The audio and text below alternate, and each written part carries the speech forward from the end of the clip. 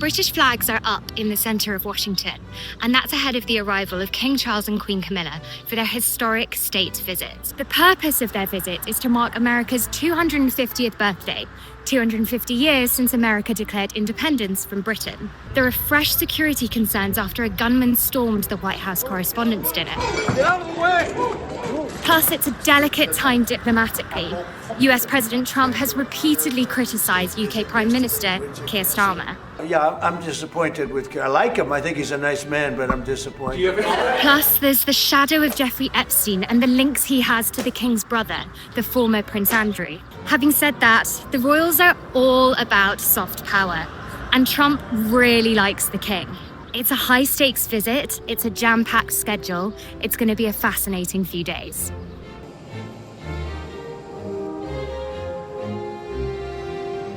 So I've just got back from covering one of the first engagements of King Charles and Queen Camilla. The royal couple went for tea at the White House with US President Donald Trump and his wife Melania. They then came to the British ambassador's residence, which is where I was. They came outside and they mingled with guests. I captured quite a sweet moment between King Charles and the former Olympic diver Tom Daley, who had a brief chat about knitting. Are you still knitting?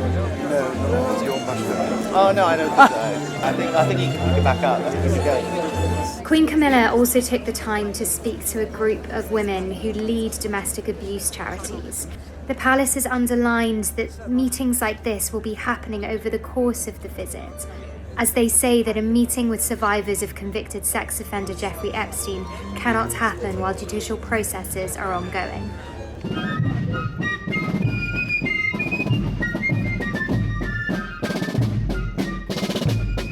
My name's Henry, I'm a photographer for AFP based in the UK. But the highlight of the tour for me has definitely been the King's speech to Congress.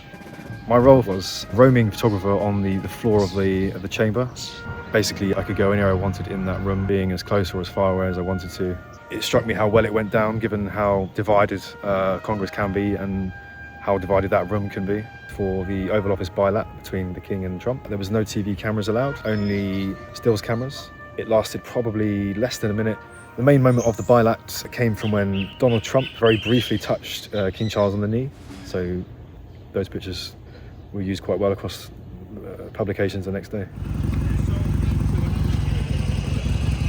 We're here at the White House where King Charles and Queen Camilla have just arrived for the state dinner. It's a rare opportunity for Danny and I to work together because I'm based with the video team in London and Danny is one of our White House correspondents. President Trump couldn't resist the opportunity to make a little comment about King Charles's speech to Congress earlier. He made a great speech. I was very jealous.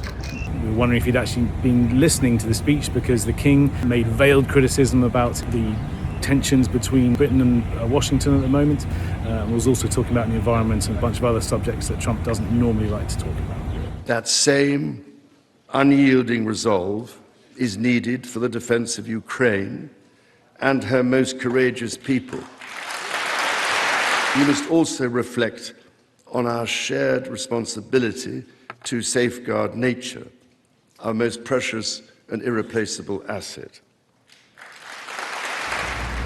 So I'm now here in New York for day 3 of the royal state visit. There is lots of media and lots of security around because King Charles and Queen Camilla are about to visit the 9/11 memorial, which is just behind me.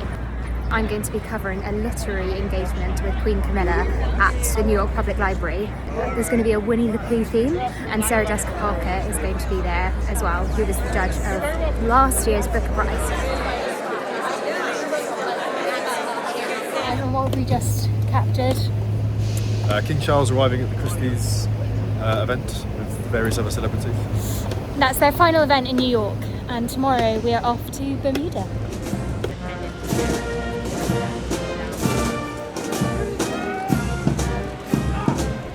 So I'm here in the town square in St George's in Bermuda, where King Charles is shortly going to arrive for a ceremonial welcome. There are lots of people who have gathered, lots of school children with British flags who are all very excited to greet the King.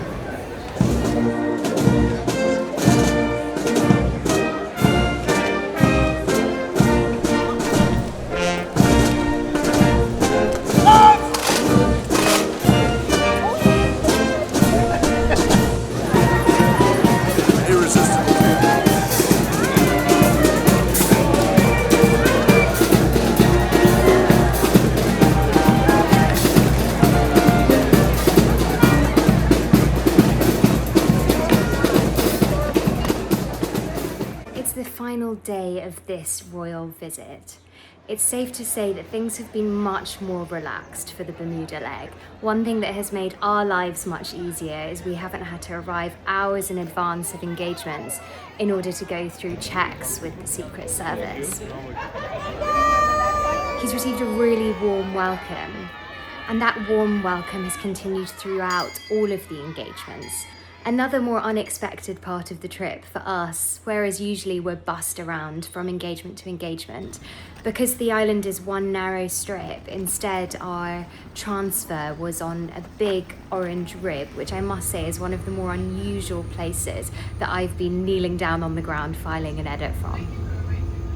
So that's the trip, drawing to a close. The visit came at a complicated moment for bilateral relations between the UK and the US, but they're certainly in a better state now than they were last week. A good indicator of that is the fact that Trump waived tariffs on Scottish whisky, which is thought to be a dedication to his mother, who was born in Scotland. The palace have said that they're going to be boarding that plane, thinking a week very well spent.